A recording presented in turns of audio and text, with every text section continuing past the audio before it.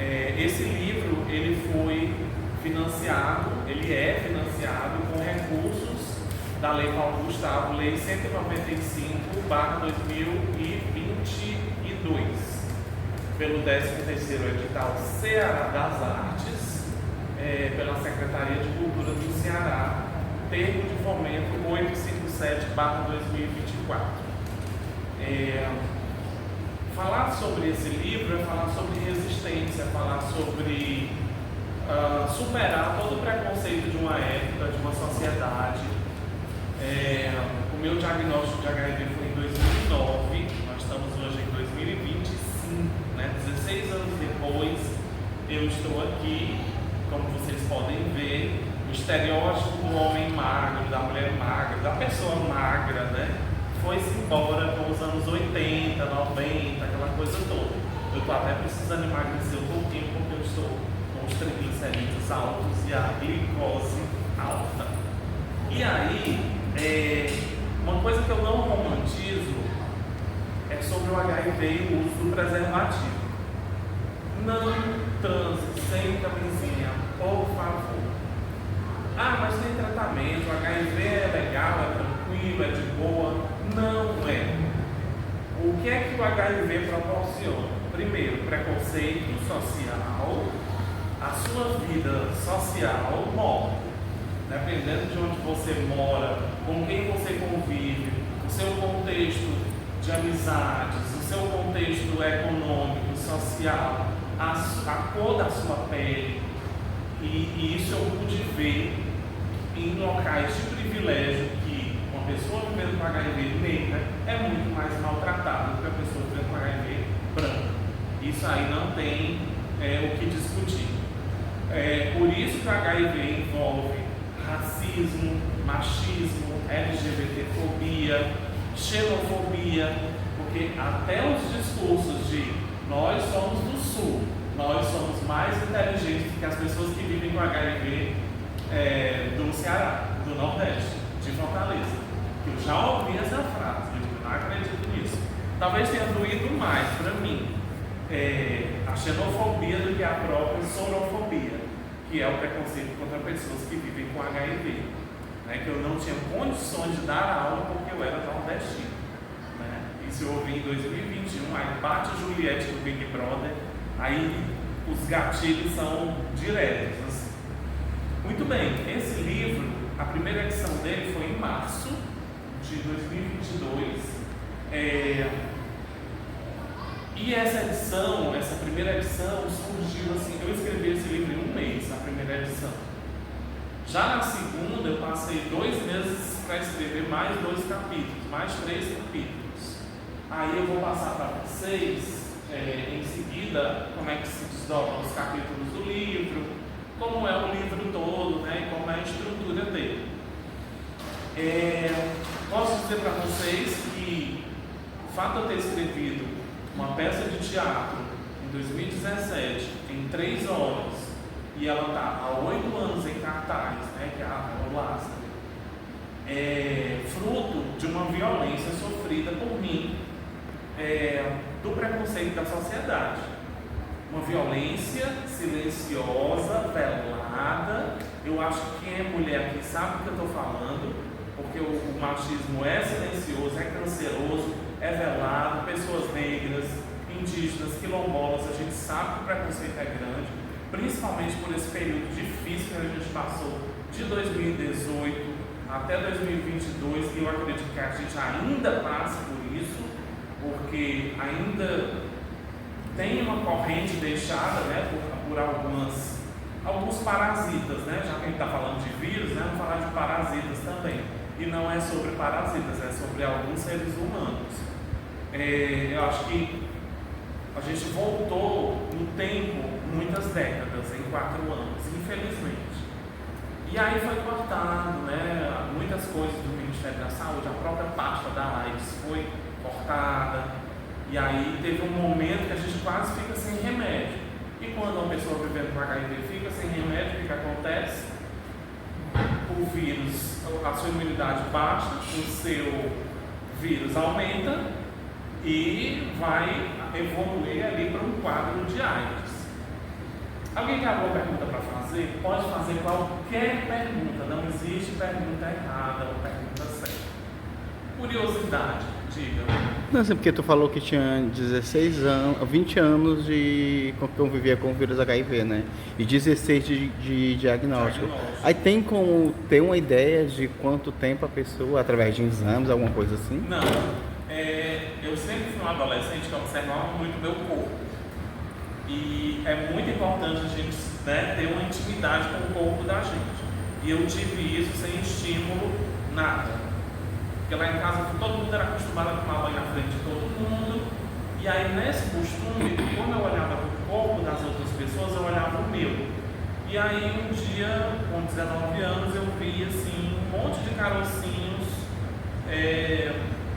correndo aqui para cá, para esse lado. E o que é isso? Aí já vinha dobrando aqui, né, herpes zoster, popularmente chamado de cobreiro ou cobrão, que é um tipo de herpes que nem é labial nem é genital, é zoster.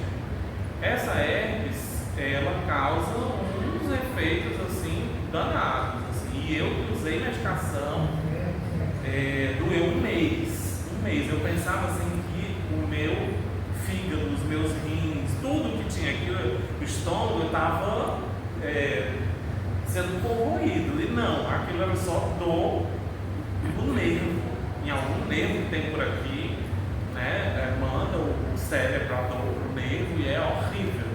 E aí hoje a gente tem o que? Vacina para herpes, né? Hoje, só uma pergunta aqui, quem já se vacinou, quem fez a vacinação completa aqui para hepatite B, quem está imunizado? Tudo bem, se não estão, se imuniza, que é de graça, tá no posto, não é um carão do titio, mas é de graça, tá? 3 doses, pegou, tá ótimo. Não pega mais hepatite B. Aí ainda tem a C, né? Tem que ter os cuidados. Ainda tem a A, né? Que a A é a água e tudo mais, mas é outro tipo de hepatite. Quem aqui é vacinado contra HPV? Quem aqui conhece o que é PrEP? Já deu uma diminuída, né? E PEP, por conseguinte, PrEP, né? Profilaxia pré-exposição, né? Você toma a medicação todo dia para não pegar HIV. E aí alguém sabe o que é prevenção combinada? Levanta a mão. Só uma pessoa, já está ficando mais hardcore as perguntas. Prevenção combinada consiste simplesmente no uso da PrEP com o uso da camisinha e com uma pessoa com HIV indetectável. O que significa indetectável, Ramon? A partir de 6 meses, de 6 meses a 1 ano mais ou menos, mas 6 meses já dá lá. Se você fizer um exame, você que tem HIV, fizer um exame, vai dar que você não transmite mais o vírus para ninguém. E aí hoje em dia as pessoas têm um medo danado, será que fulano tem HIV, não sei o que, A chance de uma pessoa passar HIV para outra, sendo indetectável, é de 1 em 10 mil. Aí é uma loteria grande, né?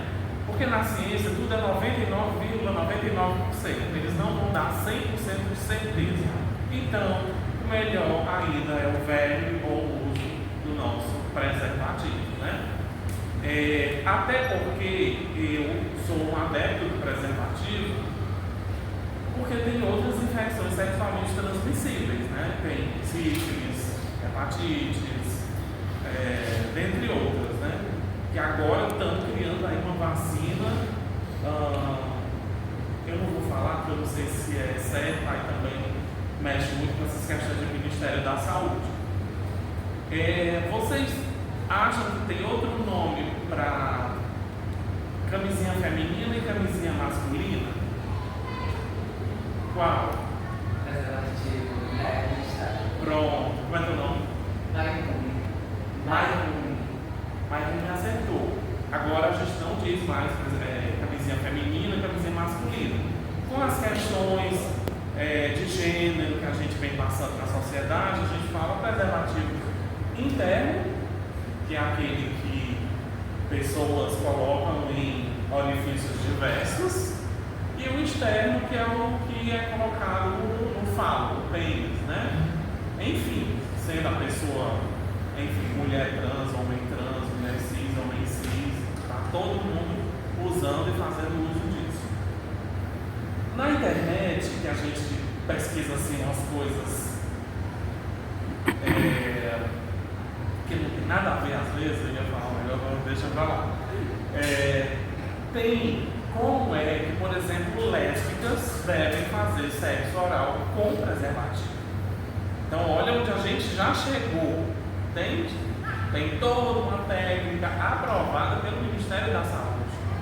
E quando a gente fala nesses termos mais específicos, a gente tem que meio que se decolonizar, né? Porque a gente é meio colonizado por igreja, por universidade, por escola. Sempre tem uma coisa assim: não podemos falar porque é pecado, porque é errado, porque é imoral, engorda, não presta. E na verdade, os nossos pais, os nossos parentes, amigos, companheiros, parceiros, a gente deveria ter essa conversa na sociedade para que nós todos ficássemos sabendo antes de um diagnóstico tardio de HIV.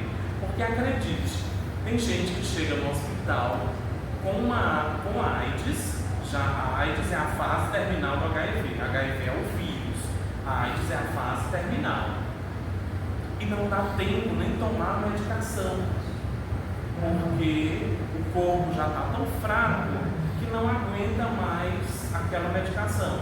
Então, a medicação, junto com o enfraquecimento do corpo, levam a óbito. No Ceará, nós temos 300 óbitos por ano de complicações de AIDS. Esse é o número de pessoas LGBTs. Eu não estou comparando, mas eu estou só abrindo a cabeça de vocês, assim. A gente está no mês da diversidade, né? Esse é o número de pessoas LGBTs que morrem ou se matam, se suicidam no Brasil o ano inteiro. Então, só no Ceará a gente tem um número de pessoas LGBTs que se matam, então, ou que são assassinadas, né? Mas isso, por que você compara isso, Ramon? Porque os LGBTs foram as primeiras pessoas a saírem em frente às igrejas, porque a Igreja Católica, com recorte em 1989, não estou falando da igreja de hoje, né, emitiu um murmurinho que as pessoas não precisavam usar preservativo, porque se você está casado, você não precisa de preservativo, porque você vai ter filhos, você vai ter uma família com 11 filhos, 20 filhos, como era a ignorância do interior da minha avó, né? Então tinha mulher que tinha 22 filhos. Para quem sabe absurdo de gente, aí hoje a gente super povoa a terra e diz, né? Por que tanta gente, né? Não tinha televisão, não tinha internet, né? A gente lê assim umas coisas. E hoje tem o preservativo, né? Ele também evita gravidez, evita um monte de coisas. E assim, dizer para vocês que usem o preservativo, eu acho que é uma coisa também de ordenar. Aí é onde surge a teoria do corpo dócil que eu coloco no livro também. Eu não vou ordenar, vocês têm que usar o preservativo. Não, eu estou aqui conversando com vocês para a melhor ideia é que a gente use. Porque se não usar, nós somos donos dos nossos próprios corpos, né? Apesar da gente nascer com maternidade e morrer, o registro da maternidade e morrer com o registro do necrotério, o nosso corpo é do Estado, né? Então, onde a gente quer estar, onde é que o Estado quer que o corpo da gente esteja? O Estado que eu falo é o Brasil, né? São os países todos. Tem país que eu, por exemplo, não posso entrar porque eu tenho HIV, né? Tem uma série de países, tem um mapa da UNAIDS que diz aqui você não entra. O Egito é um deles. Mas o Egito, a pirâmide, né? Aquela coisa toda, eu não sei se eu queria ir para lá também. Mentira, eu queria. Eu quero, né? E aí é muito complicado porque às vezes eu venho dar palestra e tem uma galera que não me gosta. O que esse gay tá falando?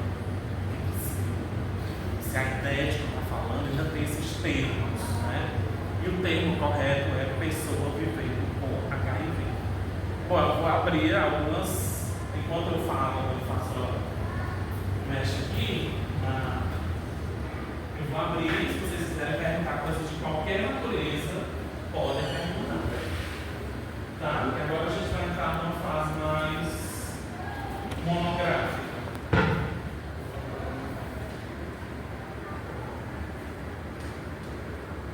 Ninguém, tá todo mundo tranquilo? Sim. Deixa eu ir aqui no livro. Essa é a primeira edição do livro. Dá para se fechar? Não, deixa assim, é melhor. E aí, esse livro, ele vem com os primeiros capítulos: Nascer, Morrer, Nascer. O segundo capítulo, 2009, que é o ano que eu sou diagnosticado, né? Do diagnóstico aos palcos. Projeto Lázaro, que já é o que eu apresento para a comunidade do Bom Jardim e Fortaleza, né? Hospital, como é a convivência no hospital? Cinema do horror e sauna gay, a última tentativa de afeto, porque nós, homens gays, a gente vive uma solidão danada, assim, uma solidão abrupta. Porque nós somos homens, envelhecemos, e assim, a nossa sociedade está acostumada que homem velho não serve para nada. Se não serve nem para trabalhar, vai servir para transar, vai servir para ter uma relação homoafetiva legal? Não. Então, para onde é que a gente é jogado nessa lógica inventada, que não fomos nós que inventamos, ela foi empurrada para a gente. A gente não está vendo o que deseja. A gente vive o que os outros desejaram por nós. Que os sistemas de governo, impérios e colonialismos inventaram para nós. Então, quando eu falo de sauna gay, cinema pornô, é que eu frequento-as. E desse frequentar é que eu percebo a solidão, não só a minha, mas a de outras pessoas também. E aí aqui eu vou fazer uma leitura para vocês. Homossexual, né? Estigmatizado por ser pessoa vivendo com HIV, filho de mãe solo, em uma sociedade que repudia mulheres com esses e outros status por um pseudo-cristianismo preconceituoso e machista dentro do país onde reside. Morador de bairro de periferia, com intensa presença de tráfico de drogas e imensa dificuldade de locomoção aos centros acadêmicos da cidade, em decorrência da distância e transporte público escasso no bairro. Na época eu morava na Grande Lisboa.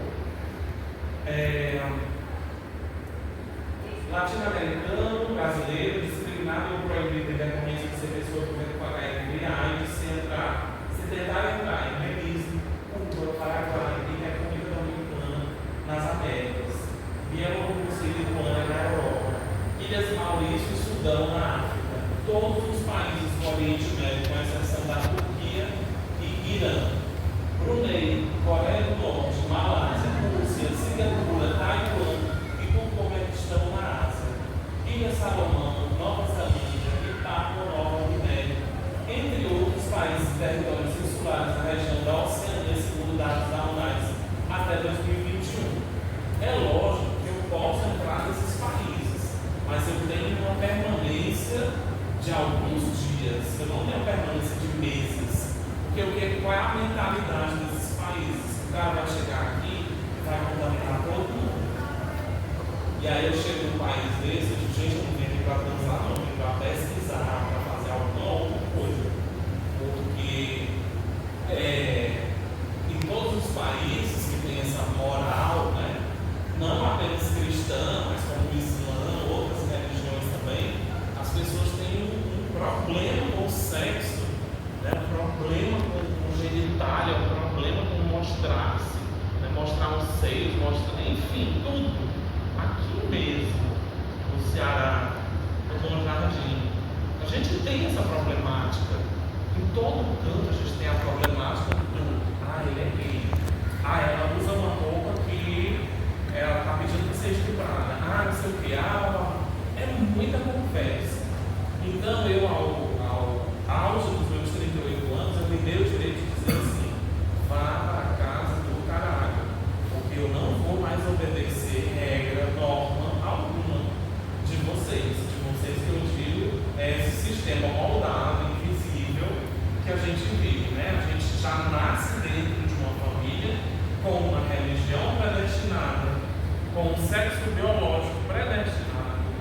A gente tem que estudar, e aí esse estudo eu questiono. A escola está preparando para quê? A gente passar no Enem, e aí o Enem nos leva aonde mesmo? Será que esse curso que a gente faz, ele é que a gente quis? Ou a gente está sendo empurrado para a única via de acesso? Porque, por mim, eu acredito que seja a única via de acesso. Ah, mas você fez universidade. Eu fiz e aconselho a quem puder fazer, que faça. Mas depois de passar, você reflete o porquê que a gente tem que passar por um viés único. E esse viés único é muito dolorido, é muito doloroso. Assim, para quem está aqui, já faz universidade, ou já fez, sabe o que eu estou falando. No entanto, eu coloco aqui que sou nordestino, cearense, fortalezense, solteiro sempre. Sangue fator RH negativo, ou seja, eu posso doar meu sangue para todas as pessoas, mas já não posso mais. Eu podia, até os meus 17 anos, né? Hoje, por conta do vírus HIV, não se pode doar sangue, senão pega na mesma hora o vírus na outra pessoa. E eu só recebo o meu sangue.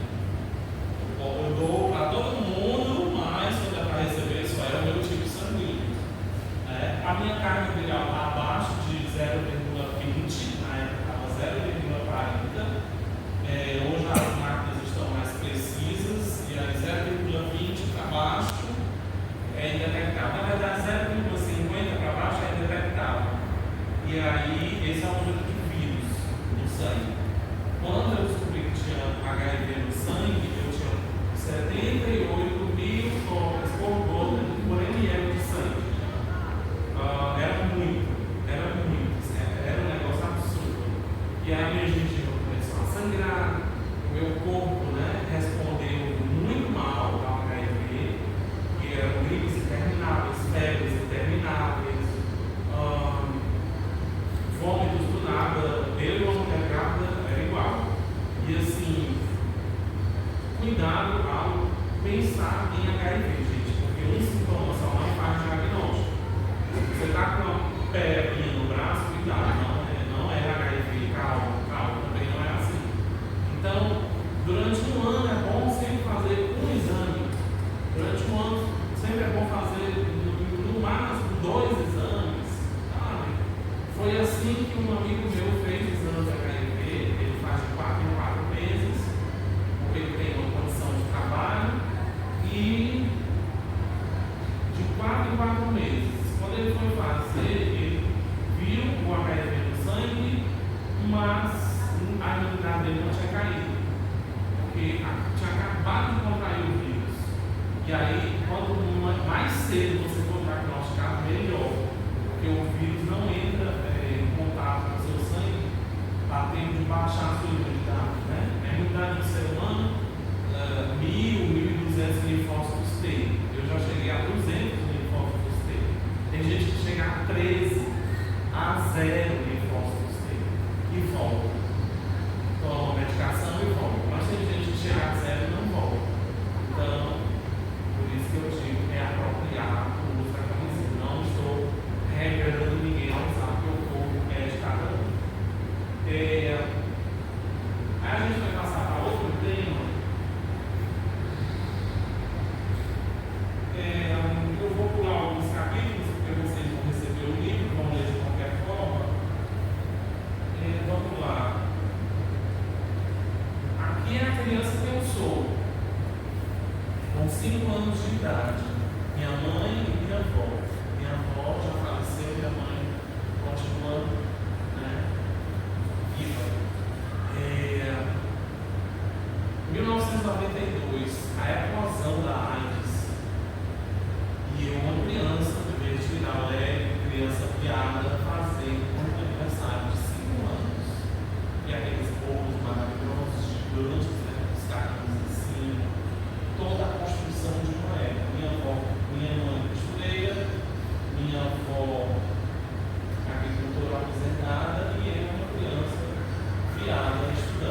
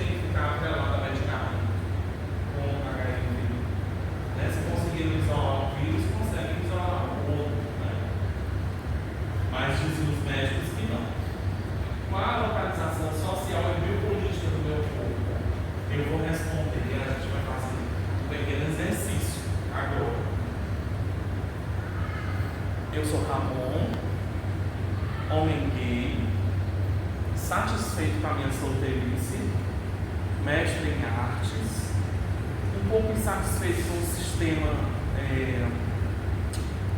financeiro do país. Acredito na reforma agrária, já morei em mais de 40 residências, porque quem mora de aluguel sabe o que é, mas eu extrapolei um pouquinho, né? Porque eu tenho mais residências do que idade, né? Então, em 38 anos, eu morei em 40 residências. Uma 7 anos, outra 1 mês, outra 18 dias. Sempre tem um problema no cano, uma calha no inverno, enfim. Eu sou espírita. Eu gosto de doce como ninguém. É por isso que eu fico gordinho. Eu gosto de pessoas que tem uma energia que não precisa nem sorrir, que você já sente aquela energia. Eu sou extremamente anti-bolsonarista. Eu não suporto ver discriminação na minha frente, porque o barato é grande. Acho que porque eu passei muita discriminação também. Eu fui abandonado pelo homem que eu mais amava quando ele descobriu que eu tinha HIV. E essas coisas eu repito porque isso fica na cabeça da gente, mas a gente resolve com o psicólogo, né? Que mais?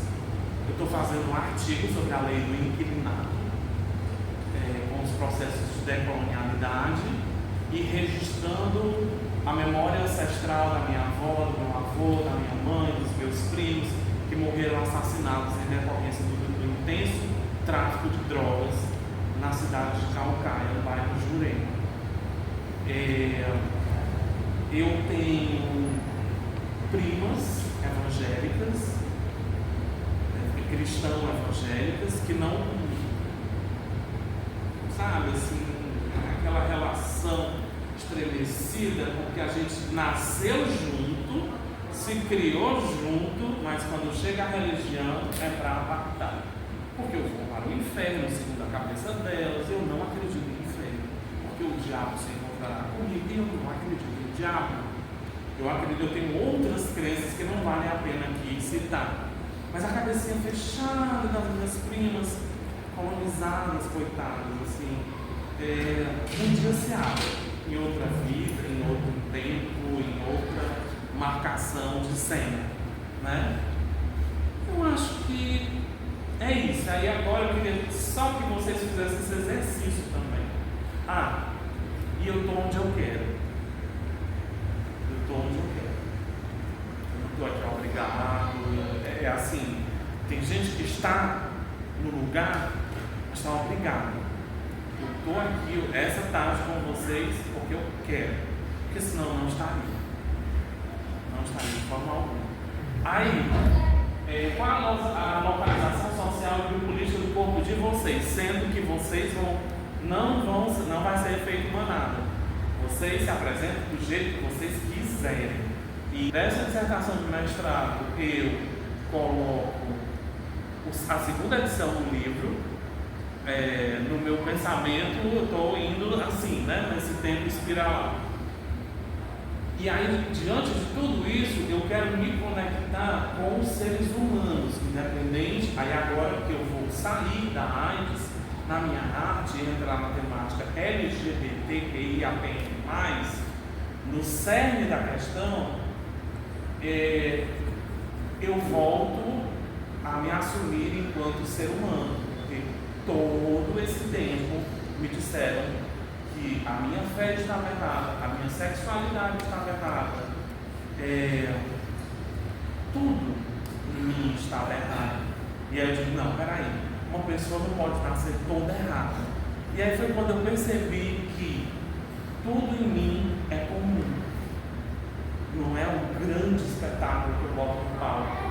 Tudo que eu escrevo, outras pessoas já escreveram e outras que vão nascer vão escrever também. Vão descobrir as suas sexualidades, os seus gêneros, vão descobrir que tem HIV, vão ter suas reações, e aí a partir disso eu me transporto para você vocês e pergunto: qual é a localização social e biopolítica dos corpos de vocês? Mas não tem nada a ver com HIV, não. É síndrome do pânico, assim, mas está controlada. Acho que aos 17 anos. Também faltou a síndrome do pânico. Não, tem todas as informações, eu levantei a mão em todas as perguntas, porque de 2021 a 2022 eu trabalhei todo ano com a incidência de HIV com jovens entre 15 e 19 anos. Então eu trabalhava em caçar esses jovens para fazer exames e levar a estande de pesquisa da CNPq para que eles pudessem fazer os exames. Então eu acompanhei muitos jovens de 16 a 17 anos sendo descobertos como soropositivos e tendo que levar essa informação a essas famílias e conversar com essas famílias, falando: olha, isso aqui não é uma atestado de morte, tudo bem. Agora nós vamos procurar outros espaços, outros atendimentos, como o próprio hospital, São José. E na época que eu fazia exames que você chegava, hoje em dia já não consigo mais, você tem que ir no policlínica do seu pai, ou que atende a sua região, E que poderia fazer, mas não faz. Enfim, né? Detalhes. E aí, alguém mais queria falar? O livre e espontânea pressão. Me coloco politicamente, eu sou Miguel, eu sou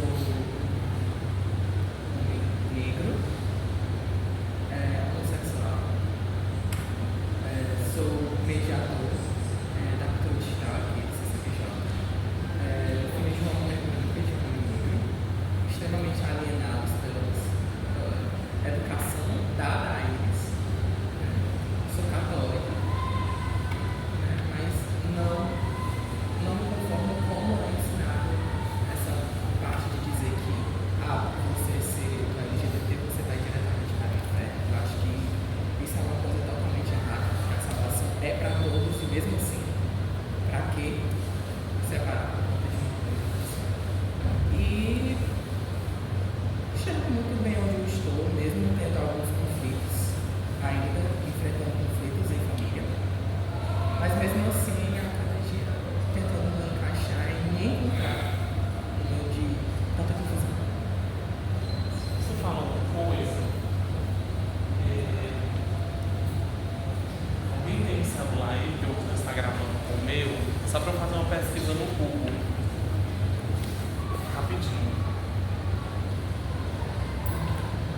Obrigado.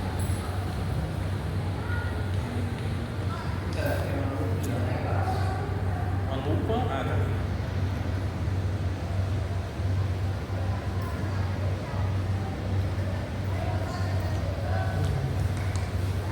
Não, acho que eu vou. A gente vai assistir junto. Porque eu estou fazendo uma pergunta sobre onde cabe o discurso do HIV. Eu estou contaminando as estruturas da sociedade, as falas, do que não tem nada a ver com a HIV. Então, eu vou passar para vocês um vídeo chamado Contos da Meia-Noite.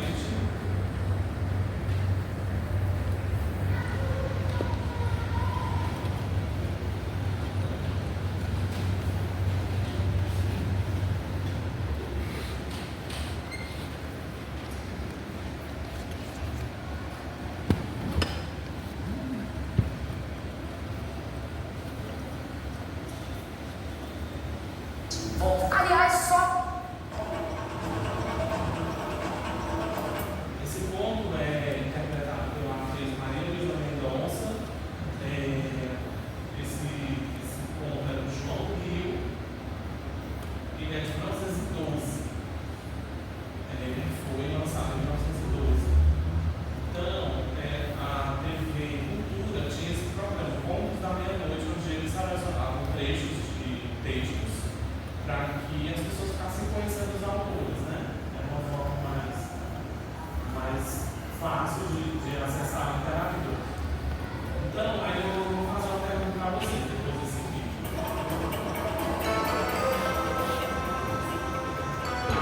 o dandismo literário, aquela graça requintada, irônica e paradoxal Sol teve como mestre incontrastável Oscar Wilde. No Brasil, o escritor Paulo Barreto, nas 2 primeiras décadas do século XX, foi o mais brilhante autor dessa vereda estética.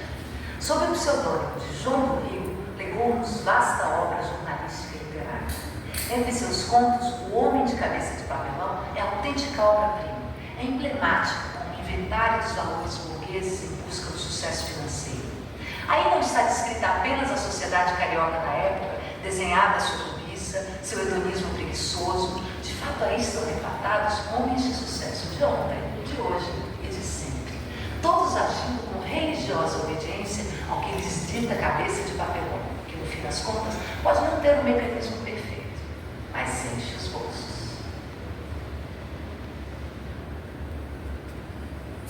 No país que chamavam de Sol, apesar de chover às vezes semanas inteiras, vivia um homem de nome Antenor. Não era príncipe, nem deputado, nem rico, nem jornalista, absolutamente sem importância social. O país do Sol, como era em geral todos os países lendários, era o mais comum, o menos surpreendente em ideias e práticas. Os habitantes afluíam todos para a capital, composta de praças, ruas, jardins e avenidas, e tomavam todos os lugares e todas as possibilidades da vida dos que, por desventura, eram da capital. De modo que estes eram mendigos e parasitas, únicos meios de vida sem concorrência. Isso mesmo, com muitas restrições quanto ao parasitismo. Havia milhares de automóveis à disparada pelas artérias, matando gente para matar o tempo. Jornais fatigados, tramways, partidos nacionalistas, ausência de conservadores, a bolsa, o governo, a moda e um aborrecimento integral. E o povo que a habitava julgava-se, além de inteligente, possuidor de imenso bom senso. Bom senso, se não fosse a capital do país do Sol, a cidade seria a capital do bom senso. Precisamente por isso, Antenor, apesar de não ter importância alguma, era exceção mal vista. Esse rapaz agira sempre em desacordo com a norma dos seus concidadãos. Desde menino, a sua respeitável progenitora descobriu-lhe um defeito horrível. Antenor só dizia a verdade. Não a sua verdade, a verdade útil, mas a verdade verdadeira. A digna senhora pensou em tomar providência. Foi impossível. Antenor era diverso no modo de comer, na maneira de vestir, no jeito de andar, na expressão com que se dirigia aos outros. Rapaz, Antenor tornou-se alarmante. Entre outras coisas, Antenor pensava livremente, por conta própria. Assim, a família via chegar Antenor como a própria revolução. Os mestres indignavam-se porque ele aprendia ao contrário do que ensinava. Os amigos odiavam, os transeuntes, vendo-o passar, sorriam. Uma só coisa descobriu a mãe de Antenor para não ser forçada a mandá-lo embora. Antenor, nada do que fazia por mal. Ao contrário, era escandalosamente, incompreensivelmente bom. Aliás, só para ela, para os olhos maternos.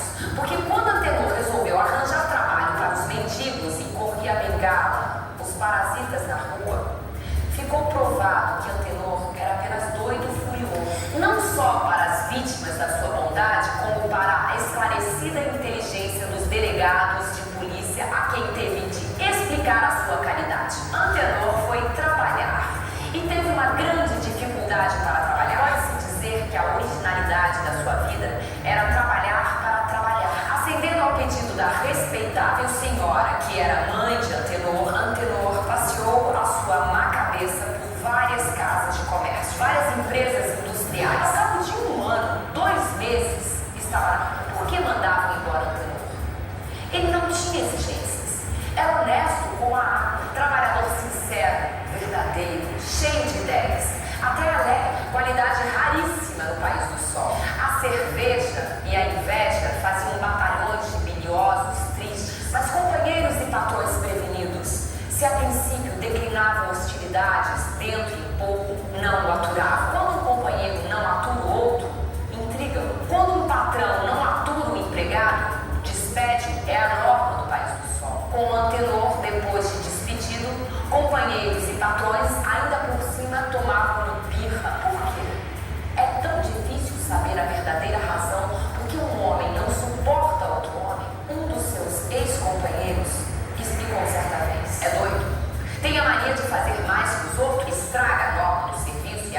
sendo tolerado, mau companheiro. E depois, com Ares, o patrão do último estabelecimento de que saiu o rapaz respondeu à mãe de Antenor: a perigosa mania de seu filho é pôr em prática as ideias que julga próprias. Prejudicou-lhe, senhor Praxedes? Não, mas podia prejudicar. Sempre altera o bom senso. Depois, mesmo que seu filho fosse águia, quem manda na minha casa sou eu. No país do sol, o comércio é uma maçonaria. Antenor, com fama de perigoso, insuportável, desobediente, não pôde em breve obter emprego algum. Todas aquelas desditas eram para ele brincadeira. Estava convencido de estar com a razão de vencer, mas a razão sua, sem interesse, chocava-se à razão dos outros. Ele via os erros, as hipocrisias, as vaidades e dizia o que via. Ele ia fazer o bem, mas mostrava o que ia fazer. Como tolerar tal miserável? Antenor tentou tudo, juvenilmente, na cidade. A digníssima sua progenitora desculpava-o ainda. É doido. Mas bom, os parentes, porém, não o cumprimentavam mais. Antenor exercera o comércio, a indústria, o professorado, o proletariado e todas as profissões viram os círculos estreitos das classes, a defesa hostil dos outros homens, o ódio com que o repeliam. Porque ele pensava, sentia, dizia outra coisa diversa. Mas Deus, eu sou honesto, bom, inteligente, incapaz de fazer mal. É da tua má cabeça, meu filho. Qual? A tua cabeça não regula. Quem sabe Antenor começava a pensar na sua má cabeça. Quando seu coração apaixonou-se, era uma rapariga chamada Maria Antônia, filha da nova lavadeira de sua mãe. Antenor achava perfeitamente justo casar com Maria Antônia. Todos viram nisso mais uma prova de desarranjo cerebral de Antenor. Apenas, com pasmo geral, a resposta de Maria Antônia foi condicional. Só caso se o senhor tomar juízo. Mas que chama você juízo? Ser como os mais? Então você gosta de mim. E por isso é que só caso depois. Como tomar juízo? Como regular a cabeça? O amor leva aos maiores desatinos. Antenor pensava em arranjar a má cabeça. Estava convencido. Nessas disposições, Antenor caminhava por uma rua no centro da cidade quando seus olhos descobriram a tabuleta de uma relojoaria e outros maquinismos delicados de precisão. Achou graça e entrou. Cavalheiro grave, veio servir. Traz algum relógio? Trago a minha cabeça. Desarranjar? Dizem, pelo menos. Em todo caso, há tempo desde que nasci. Talvez em previsão na montagem das peças. Não lhe posso dizer nada sem observação de 30 dias e a desmontagem geral. As cabeças, como os relógios, para regular bem, Antenor atalhou. E o senhor fica com a minha cabeça? Se a deixar, pois aqui há tempo. Conserte-a. O diabo é que eu não posso andar sem cabeça. Claro, mas enquanto a arranjo, empresto-lhe uma de papelão. Regula, é de papelão, explicou o honesto negociante. Antenor recebeu o número de sua cabeça, enfiou a de papelão e saiu para a rua. 2 meses depois, Antenor tinha uma porção de amigos.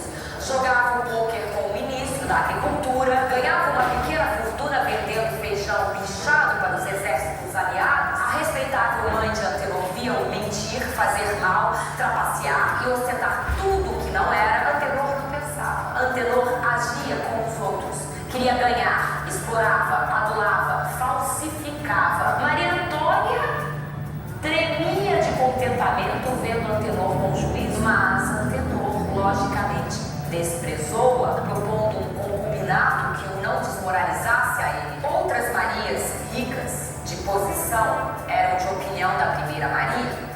Ele só tinha de escolher. Foi eleito deputado por todos, e especialmente pelo presidente da República, a quem atacou logo, pois para a futura eleição o presidente seria outro. Passaram-se assim anos. Todos os chefes políticos do país do Sol estavam na dificuldade de concordar no nome do novo senador, que fosse o expoente da norma do bom senso. O nome de Antenor era cotado. Então, Antenor passeava de automóveis pelas ruas centrais para tomar pulso à opinião, quando seus olhos deram na tabuleta do relojoeiro e lhe veio à memória: bolas!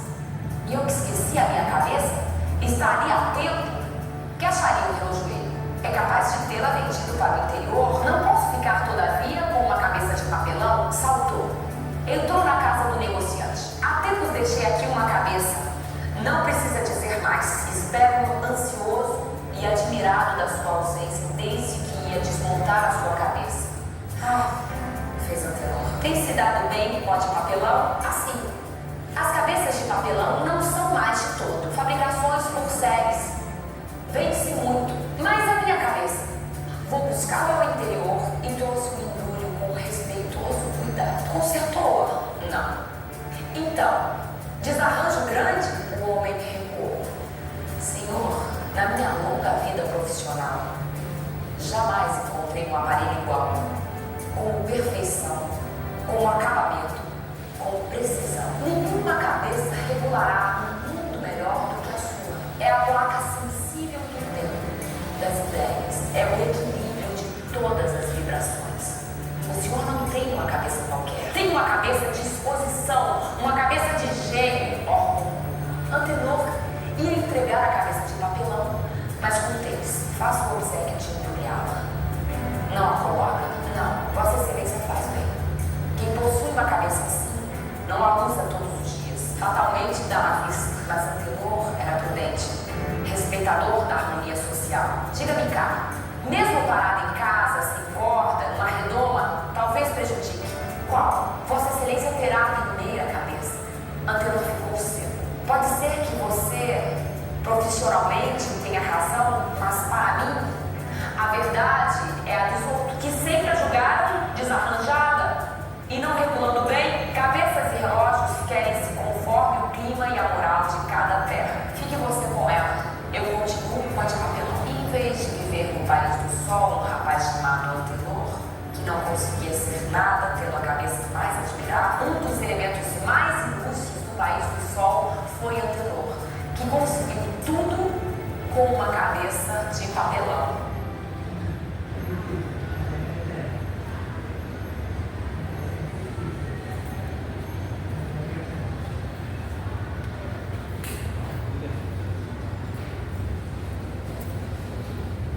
Bom, e aí? O que esse texto tem a ver com uma pessoa vivendo com HIV?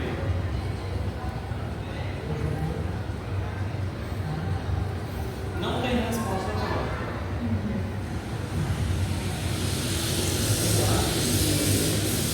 É a transformação, né, que ele teve, Antenor, ele teve que pegar aquela dificuldade, aquela cobrança, ele teve que se reformular, entender e dali surgir a solução do que ele estava sendo cobrado, né? É como assim, ele passando para cá, é como se você pegasse a informação, aquela informação, te colocasse à margem que ele estava sendo, assim, ele não serve para nada, então, ele teve aquele processo de entender aquilo e aquilo dali, em vez de colocar para baixo, ele fortaleceu, né? Aí teve outro momento aí que ele fala que é exatamente essas coisas que a vida dá, esses nuances, que ele encontrou o amor falou, eu sou todo você se você cuidar do seu juízo. Mais uma vez ele foi questionado, que jogando por dias atrás a sociedade está todo o tempo te questionando isso, né? Você tem que ser aquela válvula perfeita, isso não existe. Ele foi buscar o quê? Muita gente botando para cá vai buscar o quê? Religião. Ela vai encontrar o quê? Um aprisionamento. Ela vai encontrar questionamentos. Mais uma vez você vai lá e o teu eu sempre fala mais alto, né? Eu acho que é mais ou menos assim. É mais ou menos por aí. O Antenor, ele resolveu ter uma cabeça de papelão. Tem uma hora que ele fala, né? Não são de todo más, são fabricadas em série, né? E as cabeças de papelão ao que o Antenor se refere são as cabeças que são pessoas que obedecem à norma de tudo. E aí, ao invés de ter a própria cabeça dele, ele preferiu ficar com a cabeça de papelão. A cabeça dele era o maquinismo das ideias perfeitas, do mundo sensível. E nos dias de hoje, quem se comporta dessa forma aí eu vou me colocar no lugar do Antenor, que vocês aqui que estão por aqui me conhecem mais ou menos. Eu não botei a minha cabeça de papelão nunca. Talvez seja por isso que eu seja considerado louco, assim como o Antenor era considerado louco no início da história, porque as cabeças de papelão são fabricadas em série, ou seja, em série muitas, e tudo é igual, é feito manada, tudo igual, todo mundo pensa igual, aquela coisa cartesiana. Ter uma cabeça diferente das outras pessoas é um preço alto, a gente paga um preço alto. Então, a partir do momento que eu resolvo ter a minha sorologia aberta, a partir do momento que eu abro isso em aplicativos de relacionamento, eu abro isso para os empregadores, né? Porque é muito difícil uma pessoa que vem com HIV arranjar emprego. Eu sou questionado, mas você não é de uma religião ortodoxa, você não é da sexualidade certa, você não é do pensamento coletivo. Eu digo, claro que não, até porque se eu fosse, eu estaria seguindo o gado, né? O rebanho, ou essas coisas que a gente que tentam condicionar a gente para a gente sempre cair no mesmo lugar, que é o da mesmice. A gente nasce, cresce, tem filhos e morre. Isso para mim é um pouco careta. Para as outras pessoas que não acham, eu acho maravilhoso. Não vai ter.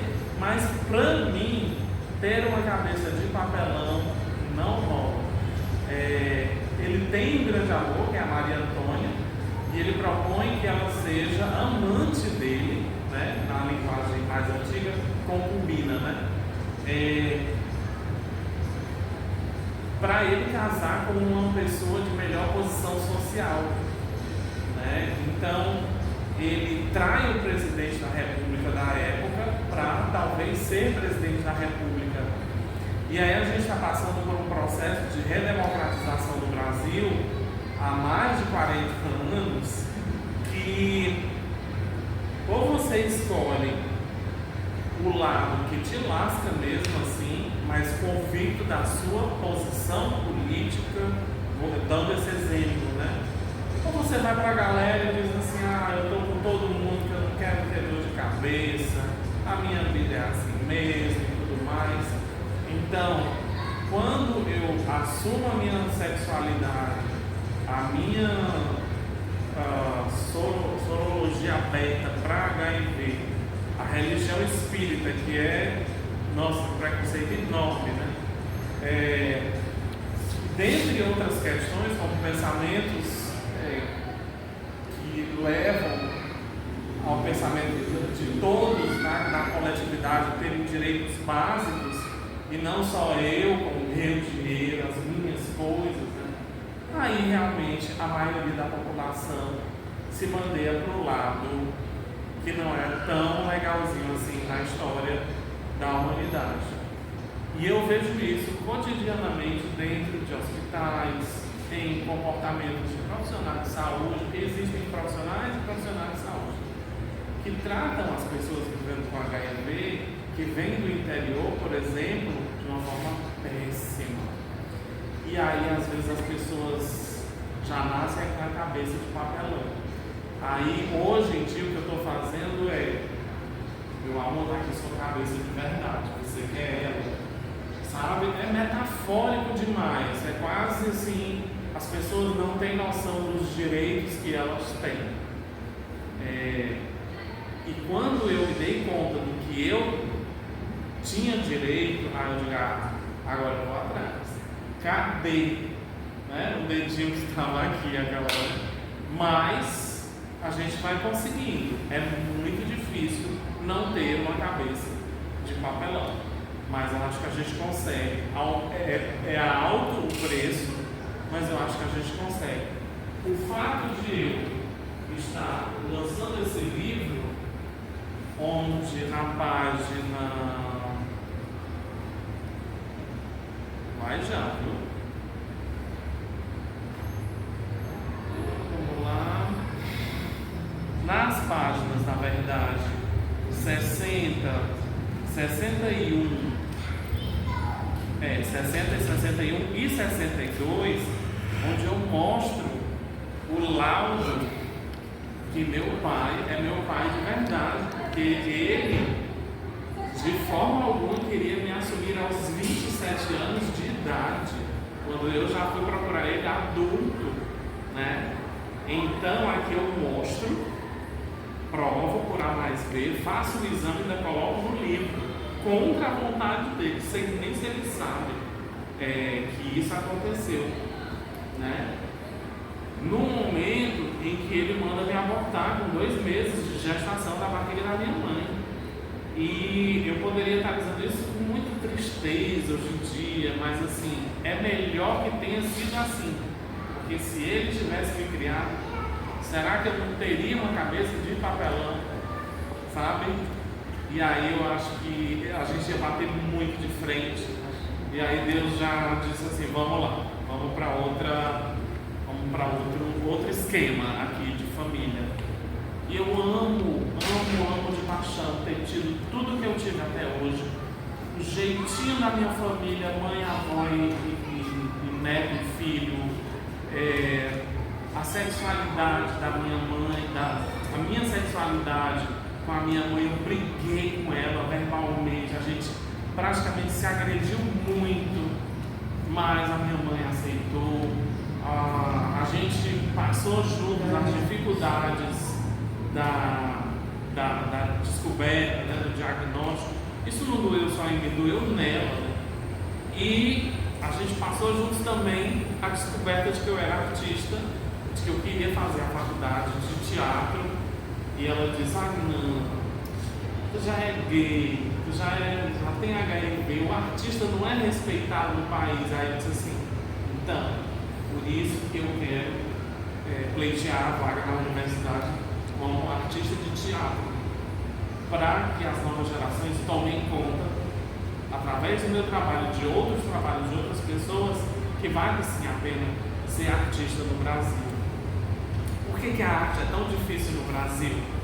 Porque o sistema político jamais quer que essas crianças que estão aqui fora sejam conscientes dos seus direitos, porque se elas forem conscientes dos seus direitos, acaba a não criação das cabeças de papelão. Exatamente. Por que a cabeça de papelão é super valorizada? Porque não tem arte, não tem cultura, não tem uma mente politizada e por aí vai. E essa ferida é aberta há 525 anos, desde que o Brasil é Brasil, né? Foi invadido. E aí tudo isso cabe dentro do discurso do HIV, numa coisa que eu já falei para vocês no livro, já falei para vocês da questão da graduação, né? Da monografia, já falei para vocês sobre a pós, que é o mestrado, né? A dissertação do mestrado que fala de homens gays. E agora eu vou falar sobre decolonialidade da AIDS no doutorado em artes, quando eu passar, né?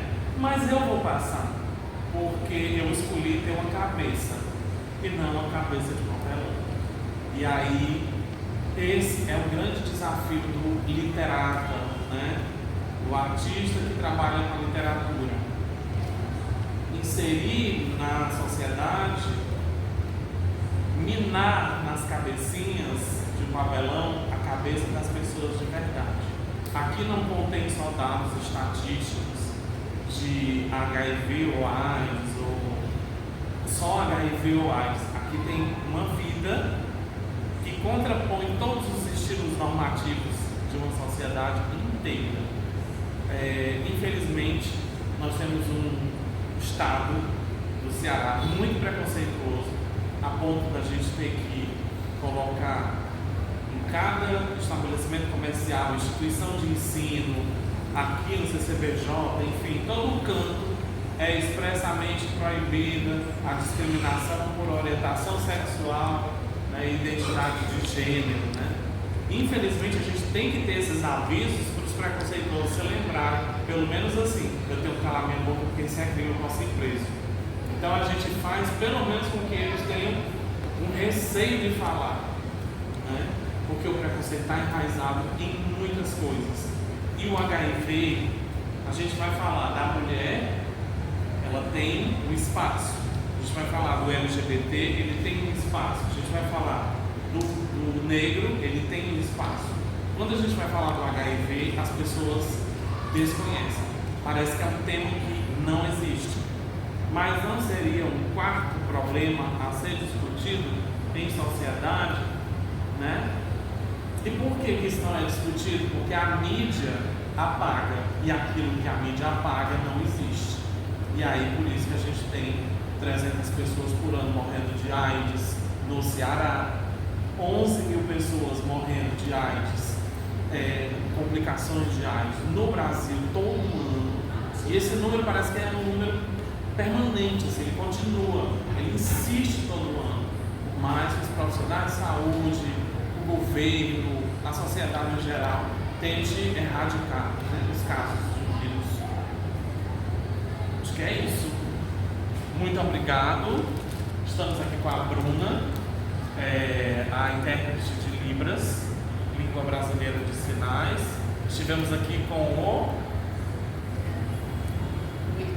o Ícaro, intérprete de Libras, língua brasileira de sinais. Essa foi a nossa organização sobre o livro Ramon com H, segunda edição. Estiveram presentes aqui mais 3 pessoas, mas tiveram que sair mais cedo. Nós estamos aqui na sala do Cine Clube, do Centro Cultural Bom Jardim, com a presença da Ana Paula, da produção. E o livro será doado a todas as pessoas que estão aqui presentes.